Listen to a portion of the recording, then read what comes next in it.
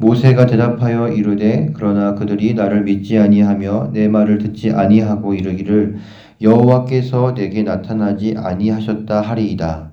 여호와께서 그에게 이르시되 내 손에 있는 것이 무엇이냐? 그가 이르되 지팡이니이다. 여호와께서 이르시되 그것을 땅에 던지라 하시매 곧 땅에 던지니 그것이 뱀이 된지라. 모세가 뱀 앞에서 피하매 여호와께서 모세에게 이르시되 내 손을 내밀어 그 꼬리를 잡으라. 그가 손을 내밀어 그것을 잡으니 그의 손에서 지팡이가 된지라.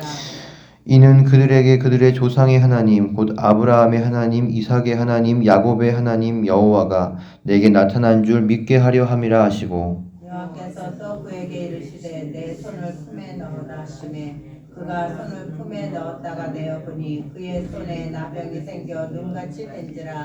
이르시되 내 손을 다시 품에 넣으라 하시매 그가 다시 손을 품에 넣었다가 내어보니 그 손이 본래의 살로 되돌아왔더라. 여호와께서 이르시되 만일 그들이 너를 믿지 아니하며 그 처음 표적의 표징을 받지 아니하여도 나중 표적의 표징은 믿으리라.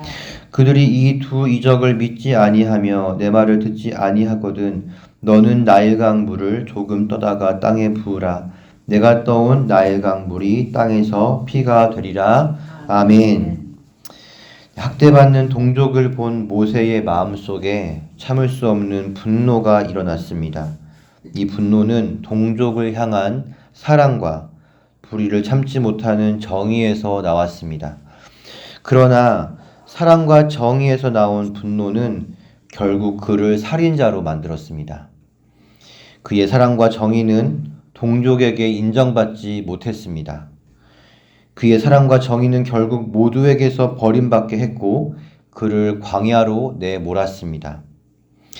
40년이라는 세월은 과거 40년 모세의 삶을 다 지워버렸습니다. 불의를 보면 참지 못하는 정의로움, 용기와 패기도 사라진 지 오래입니다.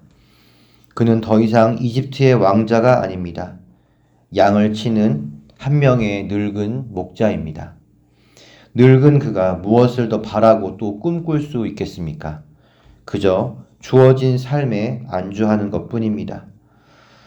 그의 힘과 지혜 그리고 불의를 참지 못하는 혈기는 이제 빠질 대로 빠졌습니다. 바로 이때가 하나님께서 모세를 만날 시간이었습니다. 그가 의지할 수 있는 것, 자랑할 수 있는 것을 다 빼실 때까지 하나님은 기다리셨습니다. 그 시간이 무려 40년입니다.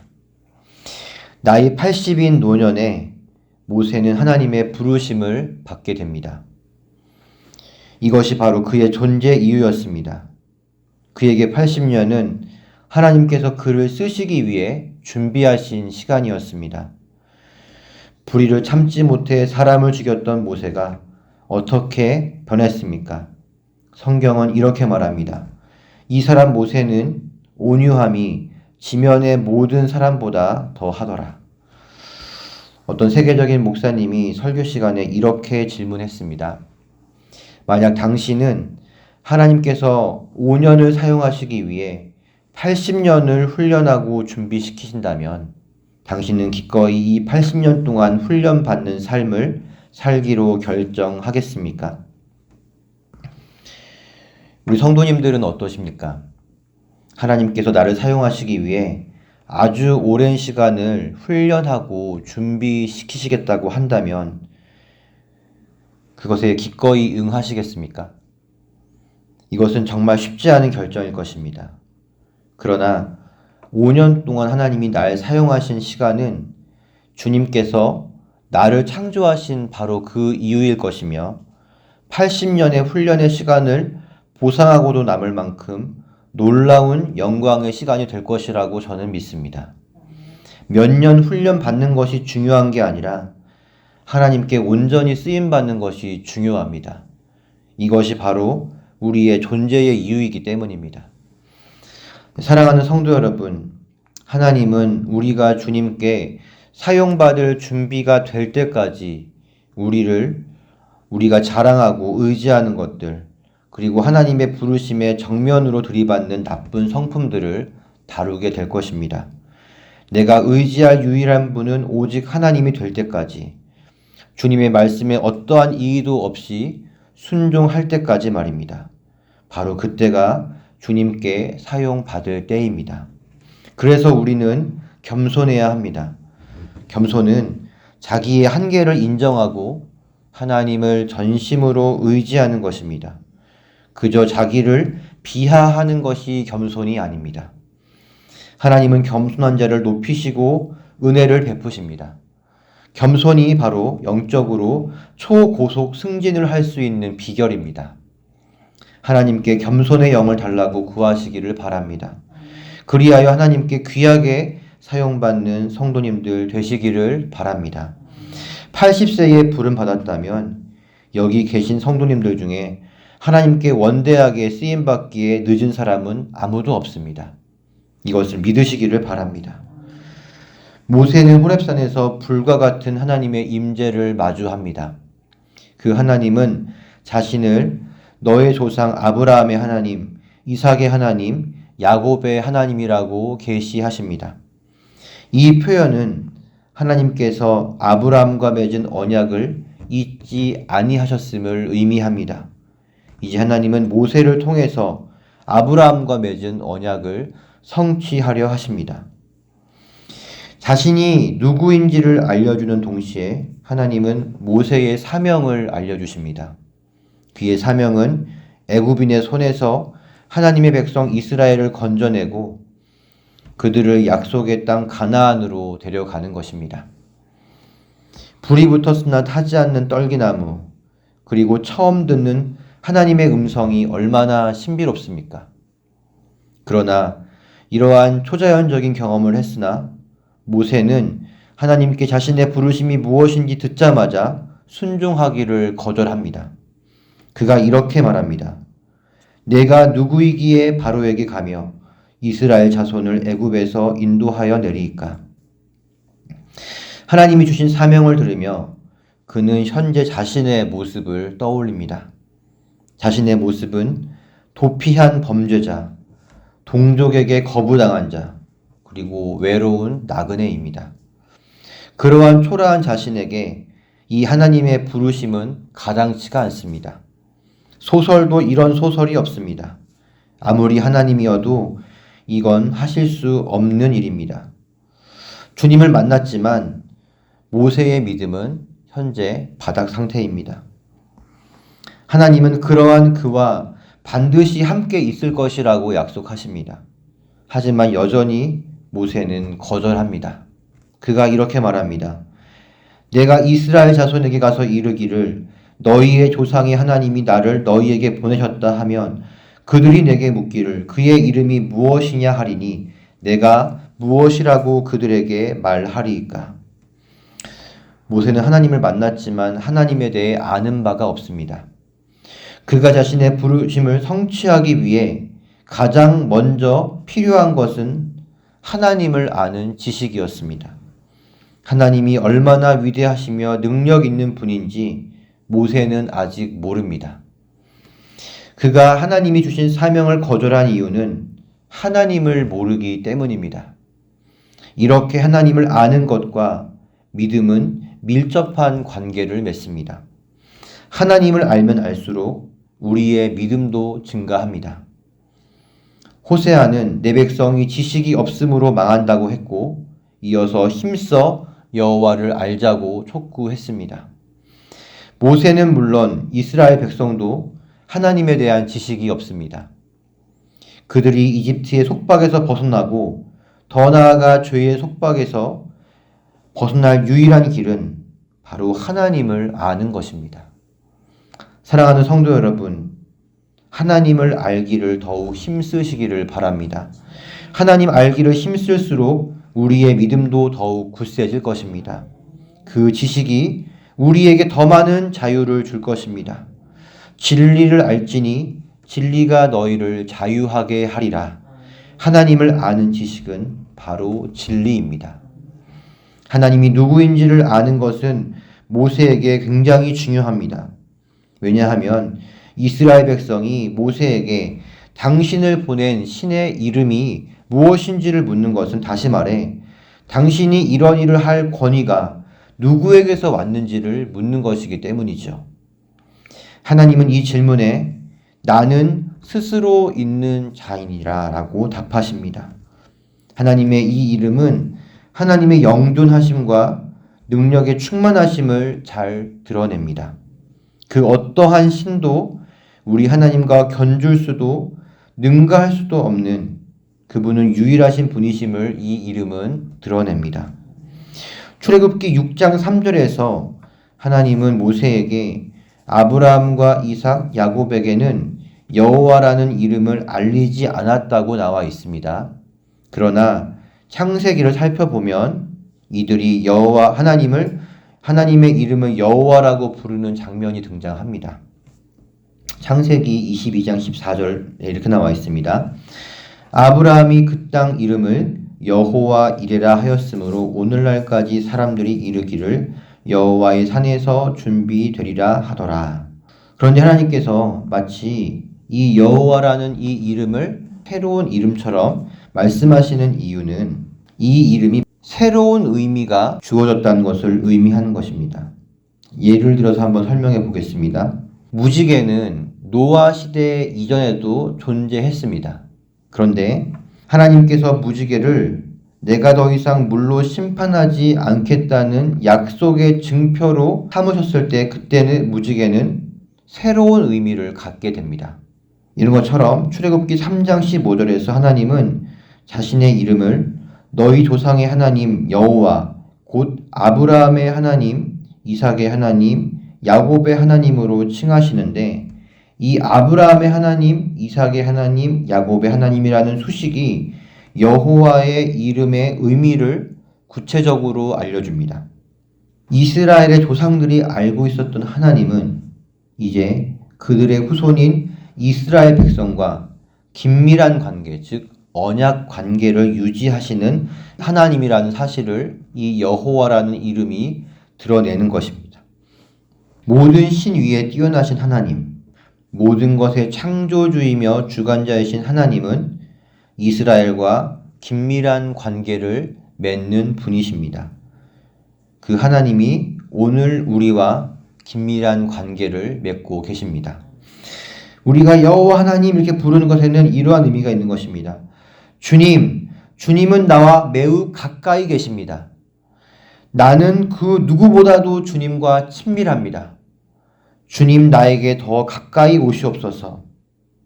우리가 그 이름을 부르는 행위 속에 이러한 의미가 들어있는 것입니다. 동시에 여호와 하나님이라는 이름 속에는 우리의 정체성도 들어있습니다. 우리와 밀접한 관계를 맺는 하나님, 역으로 본다면 우리는 그 누구보다도 주님과 가까운 사람입니다.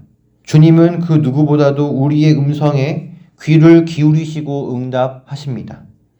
이 여호와 하나님의 이러한 의미가 있다는 것을 기억하시기를 바랍니다. 그리고 더욱 주님의 이름을 많이 부르시기를 바랍니다. 주님은 당신의 이름을 계시하신 후에 모세의 사명을 더욱 구체적으로 알려주십니다. 앞으로 그가 겪게 될 고난까지도 예고하십니다.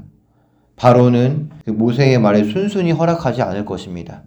그러나 하나님이 마침내 이집트를 치시고 이스라엘 백성을 보내실 것입니다. 그들은 빈손으로 가지 않을 것입니다. 많은 보물과 의복을 이집트인들에게서 취하게 될 것입니다. 근데 이 일은 이미 창세기에 예언된 내용입니다. 창세기 15장 14절에 이렇게 나와 있습니다. 그들이 섬기는 나라를 내가 징벌할지며 그 후에 내 자손이 큰 재물을 이끌고 나오리라. 하나님은 미래를 더욱 구체적으로 알려주심으로써 바다 상태에 있는 모세의 믿음을 끌어올리고 계십니다. 앞으로 무슨 일이 일어날지, 어떻게 끝날지를 알면 우리는 두려움이 없습니다. 거기에 내가 무슨 말을 해야 하는지까지 안다면 더할 나위 없겠죠. 하지만 모세는 아직도 하나님의 사명을 감당할 자신이 없습니다. 본문 1절 말씀입니다.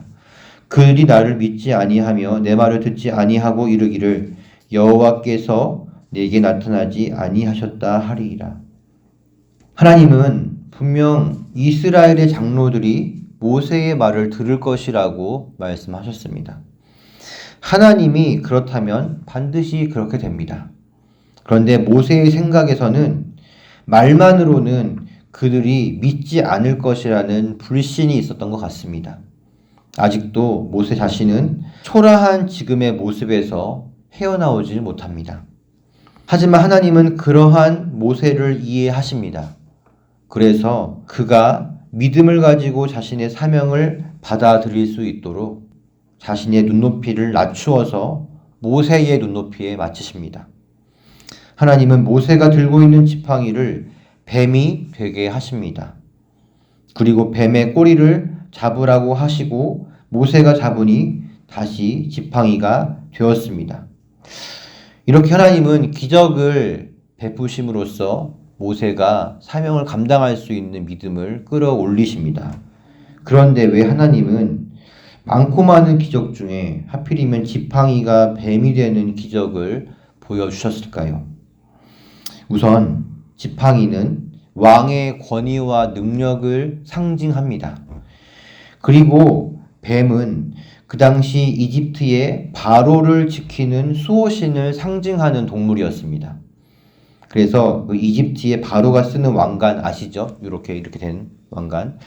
거기에 보면 뱀 장식이 가운데 이렇게 붙어 있습니다. 이 뱀은 바로 왕에게는 신의 보호와 능력을 상징하는 동시에 왕을 대적하는 원수에게는 죽음을 경고하는 것으로 여겨졌습니다. 4절에서 하나님은 모세에게 지팡이에서 변한 뱀의 꼬리를 잡으라고 하십니다. 본래 뱀을 제압하려면 어디를 제압해야 합니까? 뱀의 머리를 제압해야 합니다. 뱀의 꼬리를 잡는 건 굉장히 위험한 행위죠. 그런데 하나님은 왜 뱀의 머리를 제압하라고 안 하시고 뱀의 꼬리를 잡으라고 하실까요? 그 말은 어떠한 상황이든 나를 믿고 순종하라는 믿음을 요구하시는 것입니다. 그래야만 바로의 권세를 상징하는 뱀이 제압당하기 때문입니다.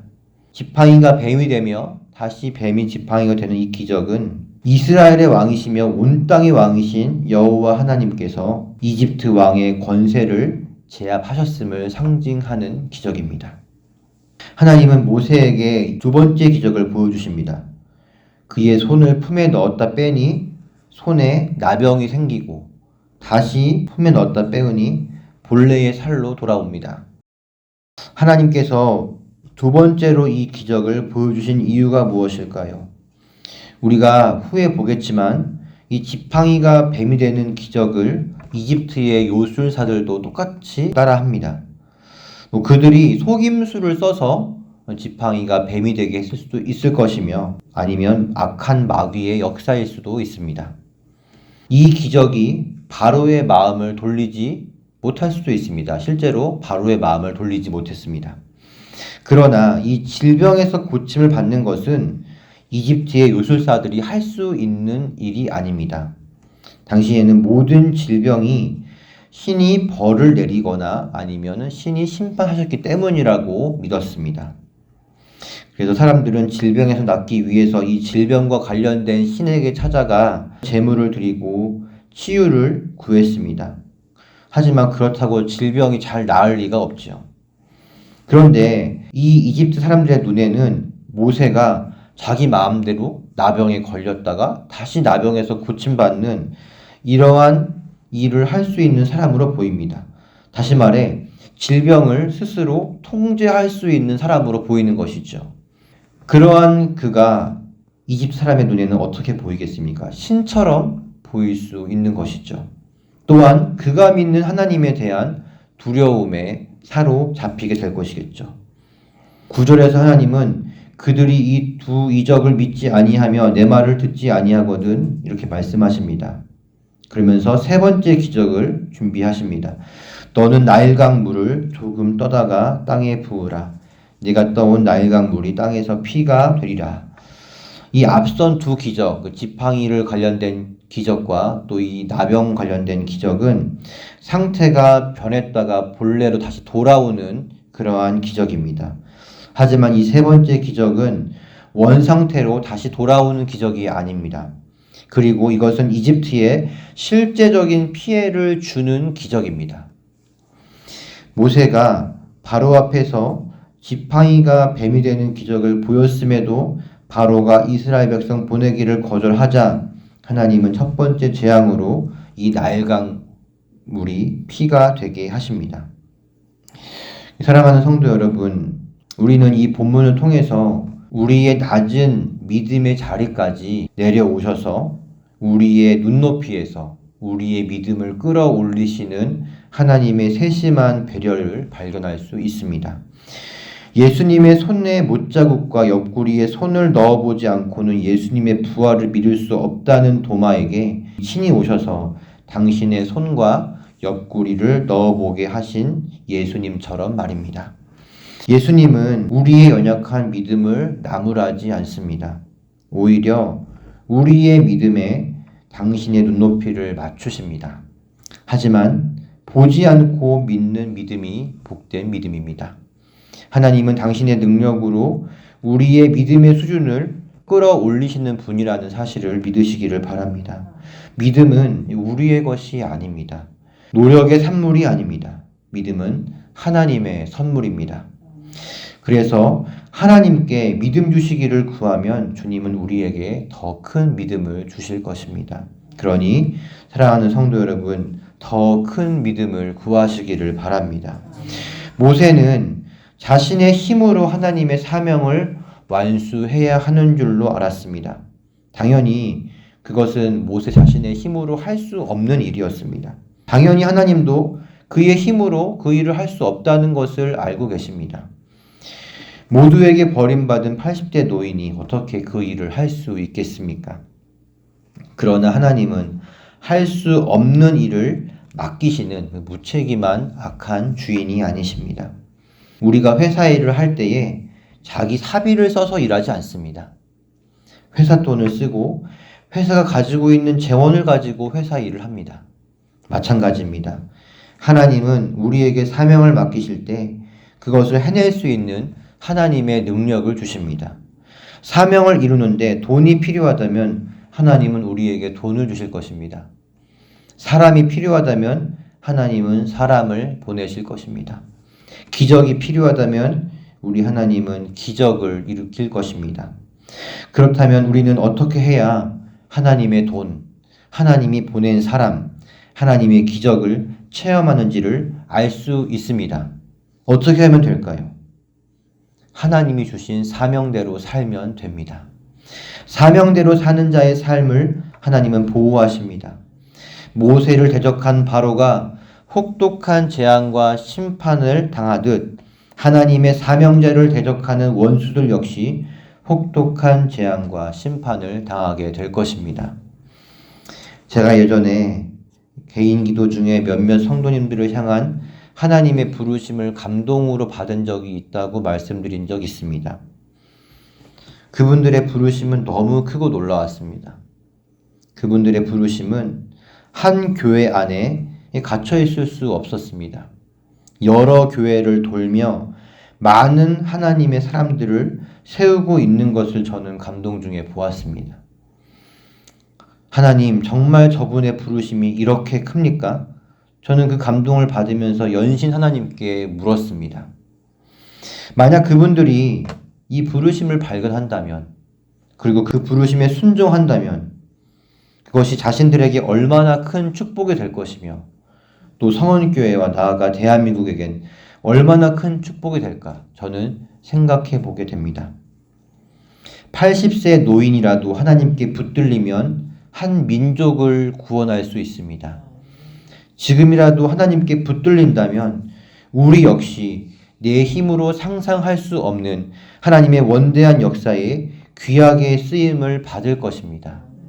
그러니 사랑하는 성도 여러분, 나 자신을 향한 하나님의 부르심을 반드시 발견하게 되시기를 축복합니다. 그리고 그 부르심에 순종하시기를 바랍니다. 모든 것이 하나님께 준비되어 있습니다. 하나님께서 저와 여러분을 통해 놀라운 역사를 쓰실 줄을 믿습니다.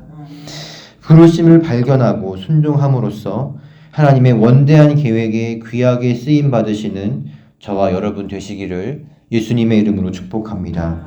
기도하겠습니다. 하나님, 우리 한 사람 한 사람의 부르심을 깨닫게 하여 주시옵소서. 그리고 그 부르심에 순종하도록 마음을 주시고 상황을 인도하여 주시옵소서. 연약한 나의 모습 바라보지 않고 믿음으로 능력의 주님을 바라보게 하여 주시옵소서. 우리에게 가까이 계신 여호와 하나님, 우리의 부르짖음을 들으시고 언약의 말씀을 기억하사 우리를 구원하여 주시옵소서.